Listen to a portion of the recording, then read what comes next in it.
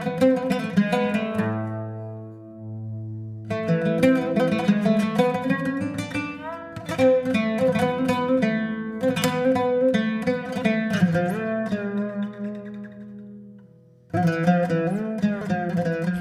warahmatullahi wabarakatuh, sahabat pencinta peradaban Islam. Pada hari ini kita berada di Edirne, sebuah kota di mana dekat dengan Istanbul.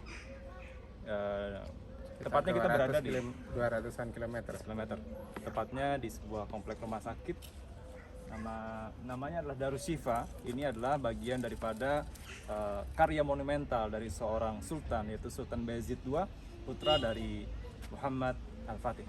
Kita akan masuk ke dalam bersama guru saya, Ustadz Wahyudi Ibn Yusuf. Mari, Ustaz. Kita melihat ini adalah suatu komplek yang luar biasa. Kita akan menyisiri satu persatu tempatnya. Di sini kita lihat dengan struktur taman yang indah pada masanya. Mungkin hari ini kita sudah melihat sedikit kurang terawat. Ini adalah tempat pembasuhan, batuan air. Kemudian kita masuk ke masih berfungsi dan ini bersih airnya, insya Allah. Kita melihat ini modelnya tetap dipertahankan seperti aslinya. Ada beberapa lorong-lorong yang kita akan lewati. Ini adalah lorong-lorong poliklinik, ya. Di mana di sini ini adalah lorong Sultan Bayezid II. Ini menceritakan tentang Sultan Bayezid. Baik, kita masuk ke dalam sebentar. Ini karena ini sudah dijadikan museum, jadi lorong museum ini menceritakan tentang bagaimana tentang seorang Sultan Bayezid II, beliaulah yang mendirikan daripada Darus Syifa ini. Baik, kita langsung ke lorong berikut.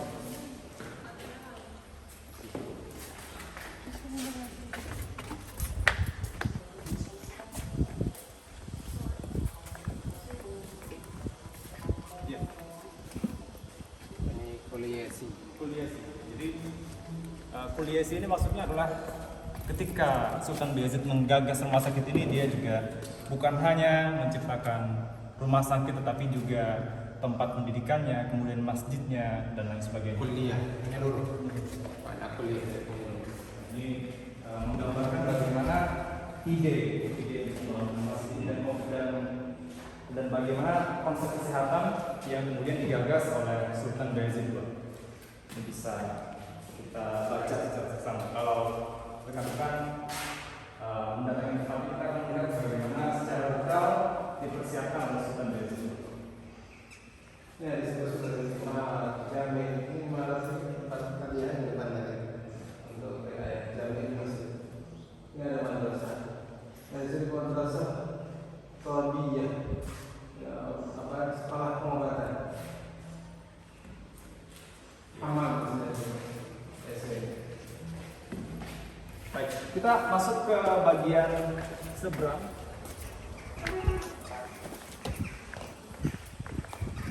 Kita lihat bagian seberang ini adalah tempat laundry, kemudian ada dapur.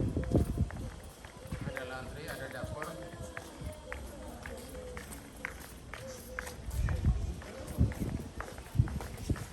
Ini adalah laundry, di mana pakaian-pakaian pasien dicuci secara bersih dan steril. Ini adalah gambaran bagaimana seorang petugas laundry kemudian mempersiapkan dari pakaian yang tadinya kotor, kemudian dipastikan bisa menjadi bersih dan steril dan juga suci. Ya. Dengan cara dipanaskan, ya. Tungku air. Baik, kita lihat di bagian sebelah.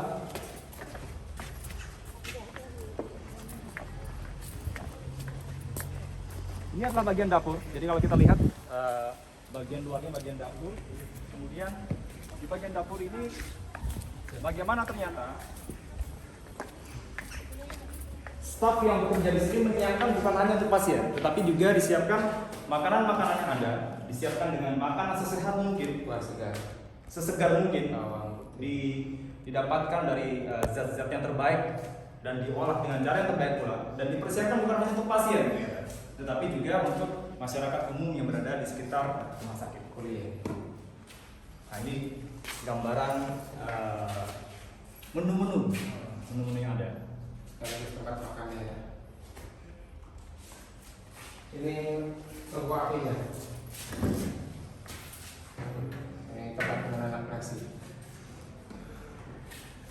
Sebelah juga hampir sama.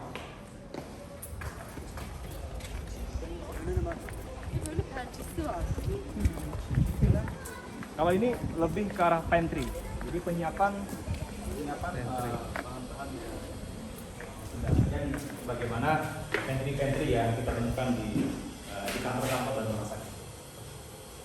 Baik, kita nyebrang lagi. Ikuti saya. Nah ini kalau kita lihat ini adalah sumur, ya, sumur yang dipersiapkan. Baik, kita nyebrang lagi.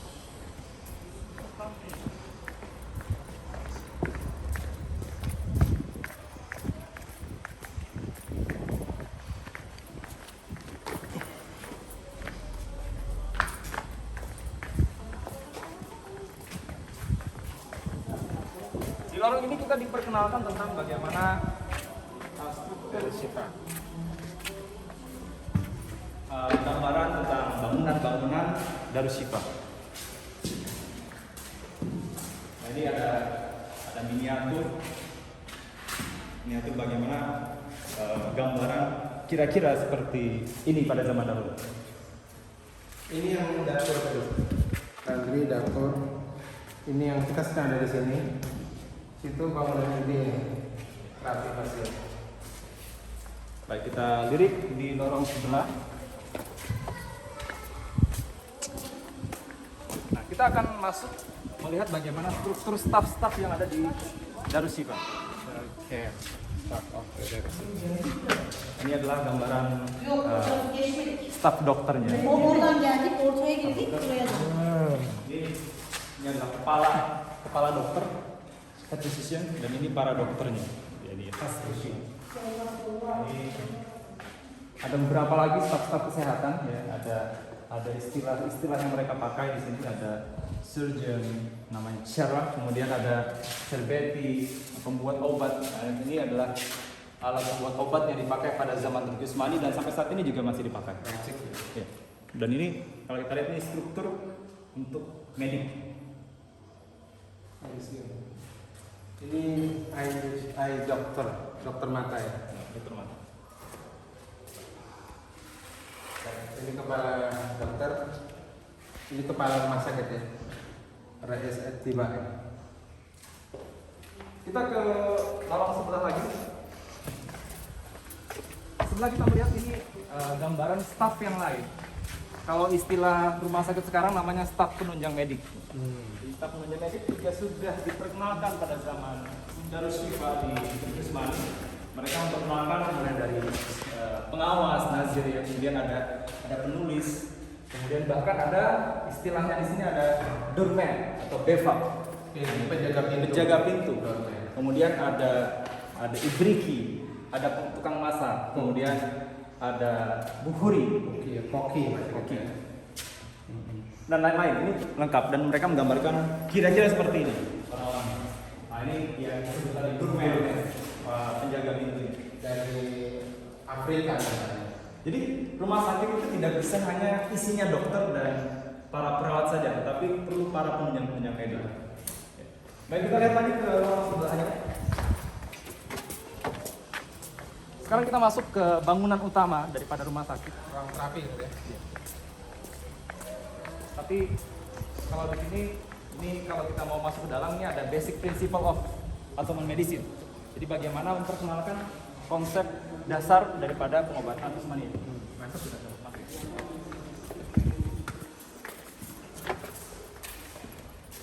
Nah, untuk ini buku karangan Ibnu Sina. Jadi basic teorinya di sini ya. Bagaimana sudah untuk pada zaman itu. Jadi kan aktif ini digunakan sampai abad ke-17 dan dipakai di Eropa. Jadi ini adalah gambaran sirkulasi darah Sekaligus rahim.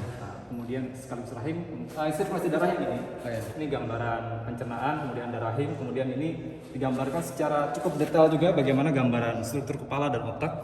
Kemudian ini kita lihat ini adalah anatomi daripada tenggorokan hingga paru-paru. Kalau ini ortopedia, Kalau ini ya tulang, tulang. struktur tulang.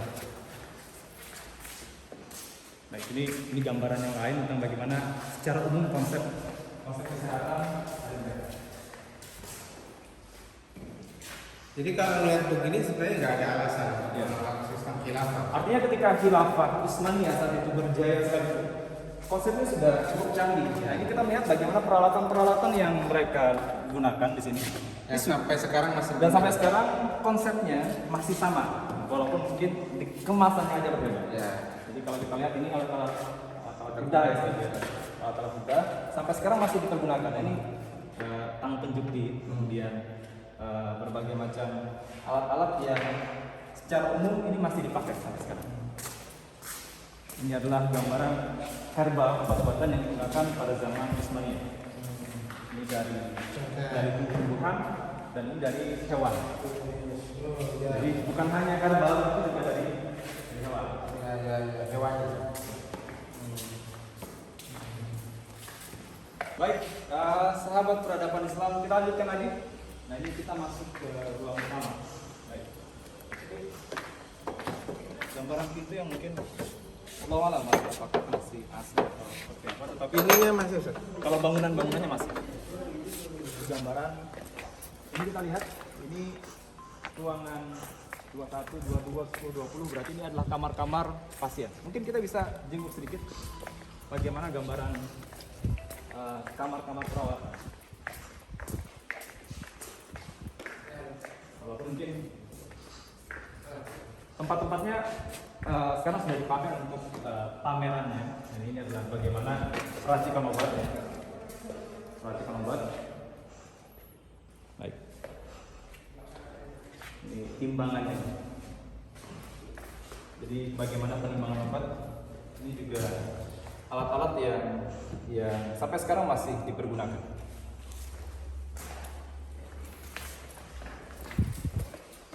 Kalau ini metode bagaimana produksi obat.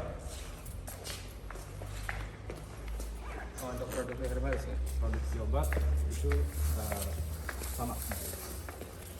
Baik, kita masuk ke ruangan mungkin polikliniknya.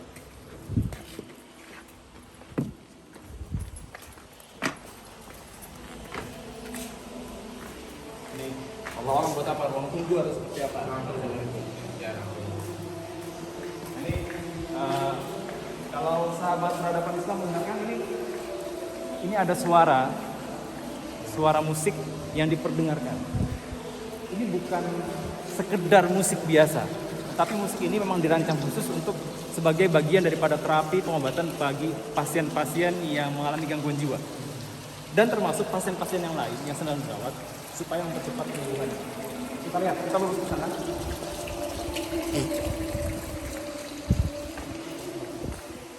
Ini grup orkestra yang dipersiapkan. Ini adalah, kita lihat ini terapi musik di Darus Syifa. Jadi dengan struktur macam-macam, ada yang bermain ini, bukan sekedar hiburan belaka, tapi ini adalah bagian daripada instrumen pengobatan. Yang mana kita tahu pelopornya adalah seorang maestro di bidang pengobatan dan di bidang musik dan di bidang filsafat, yaitu Al-Farabi. Nah, ini adalah kita melihat dua tempat. Dua tempat ini adalah dua tempat pengobatan. Ini tempat pertama ini adalah tempat pasien jiwa yang tenang. Kalau saat ini masih digunakan, namanya adalah ruang tenang. Jadi pasien-pasien yang kondisinya sudah membaik, tahap pemulihan itu di sini. Nah, pemulihan ya. Jadi masih perlu dirawat, tapi dia masih sudah dalam tahap pemulihan. Nah, mereka biasanya yang bisa dibawa ke tempat musik tadi. Nah, sementara seberangnya ini adalah ruang severe atau ruang akut, ruang yang pasien yang parah. Nah, makanya tempatnya pun disediakan. Mungkin pastinya di kerangkeng seperti apa? Sendirian ya. Sendirian, sendiri-sendiri. Jadi ini yang perlu perhatian khusus. Nah, ini dulu pada zaman Eropa yang the Dark Age-nya, mereka itu ini dianggap sihir. Jadi pengobatannya adalah pengobatan untuk orang-orang yang mengalami sihir. Nah, tapi dalam Islam sudah berubah. Jadi bukan hanya bukan hanya ruqyah atau bukan hanya sekedar dijampi-jampi, tetapi juga dikasih obat, kemudian dikasih musik dan terapi-terapi yang lain. Kita lanjut. Ini bukan hanya sejadah. Ini menarik kali sejadah. Jadi bagaimana harapannya dia juga sama-sama tetap menjaga perintah Allah.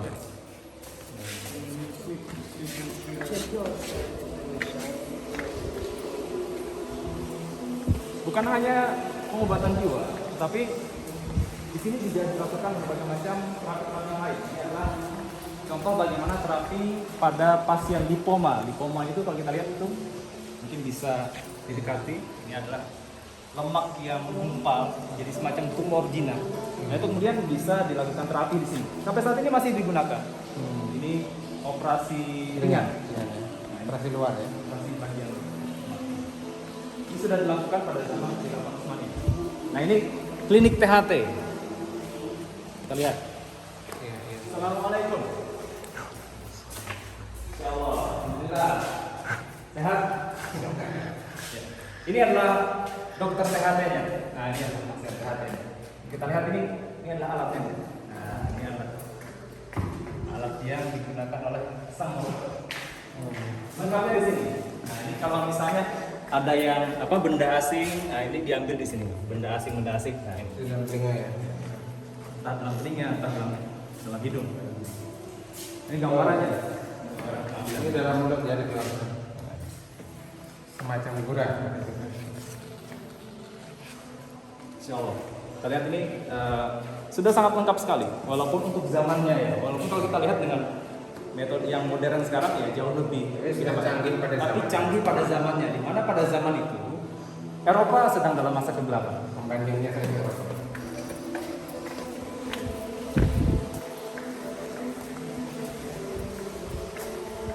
Nah, ini kalau yang ini adalah dokter mata. Jadi pasien mata. Nah, ini dokternya. Gimana? Ini anatomi mata yang cukup tepat, cukup akurat digambarkan. Nah, ini adalah mata kanan, mata kiri, kemudian ada chiasma opticum, kemudian menuju kepada di sini istilahnya hilal, bentuk kotak. Syak itu apa? Syak itu bentuk kotak, bentuk kotak. Jadi chiasma opticum itu berarti nervus atau saraf itu bertemu kanan dan kiri. Ini konsep retina, kemudian konsep pupil itu juga digambarkan cukup jelas pada manuskrip lama. Nah, kalau ini dentalisis, klinik gigi. Mari kita masuk.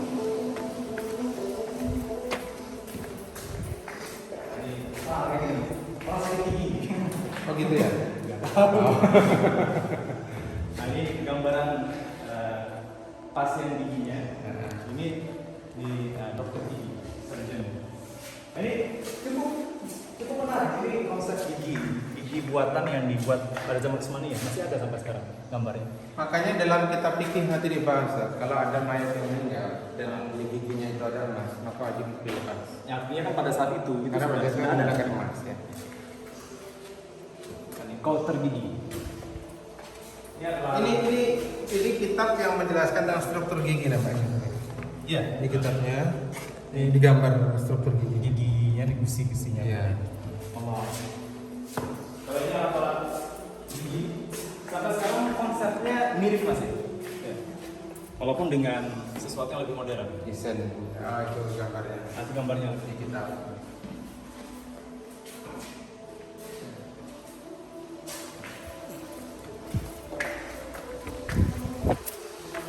Sudah ya. Konsep ini.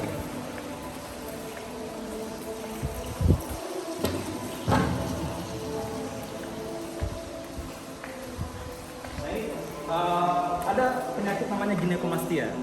Jadi seseorang laki-laki yang memiliki payudara, namanya ginekomastia. Nah, ini ternyata pada zaman dahulu sudah ada surgeon atau ada pembedahan untuk orang-orang yang mengalami ginekomastia.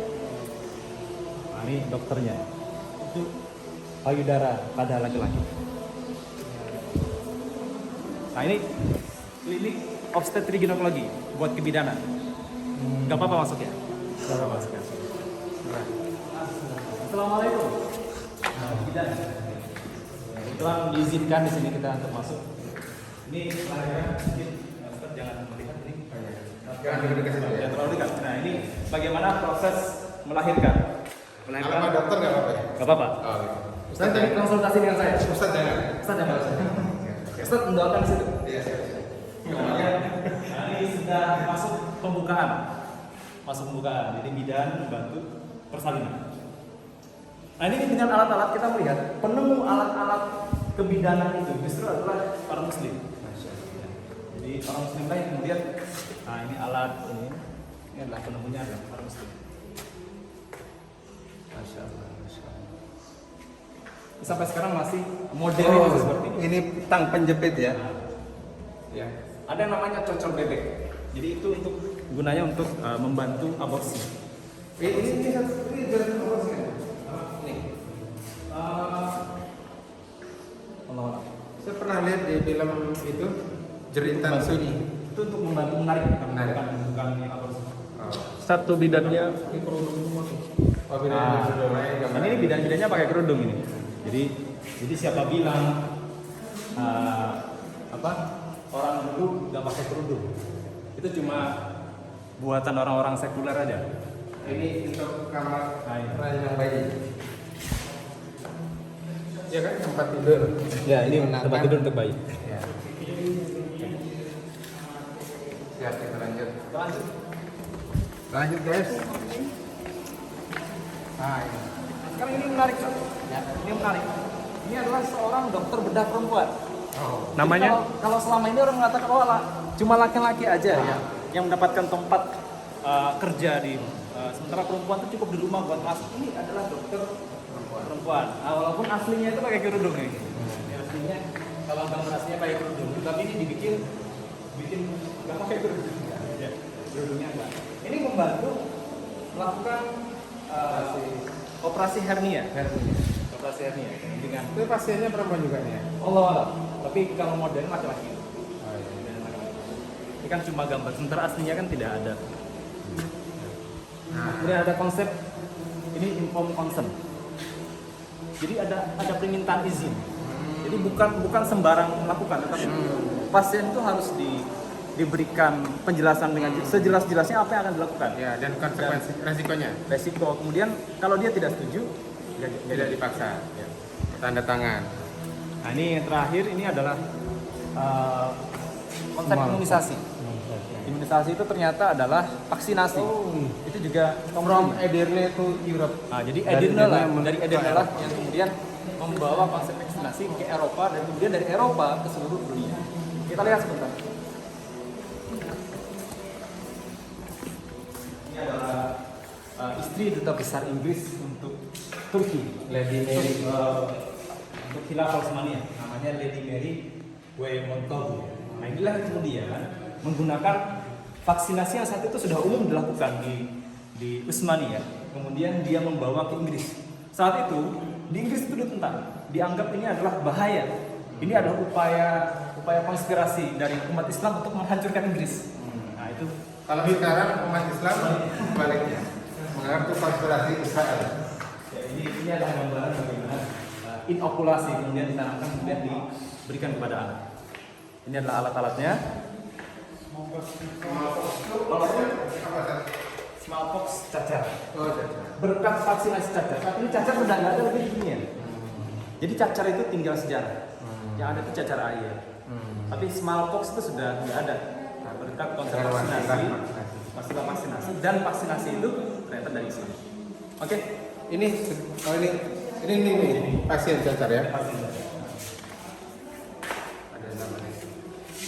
Kesimpulan kan? Baik, simpan akan disampaikan oleh guru saya. Masya Allah. Tadi di music. Ah, Masya Allah. Di luar. ini kita teruskan.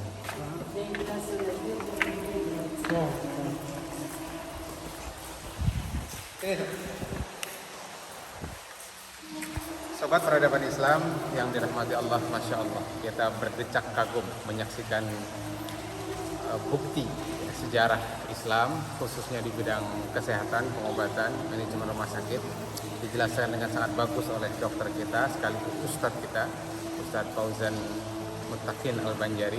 Jauh-jauh kita datangkan dari Banjarmasin ke Edirne, 200-an kilometer perjalanan dari Istanbul. Kesimpulan pentingnya adalah bahwa pada masanya Islam pernah berjaya dan ini menjadi bukti nyata yang tidak bisa dibantah. Eropa saat itu sedang mengalami kegelapan.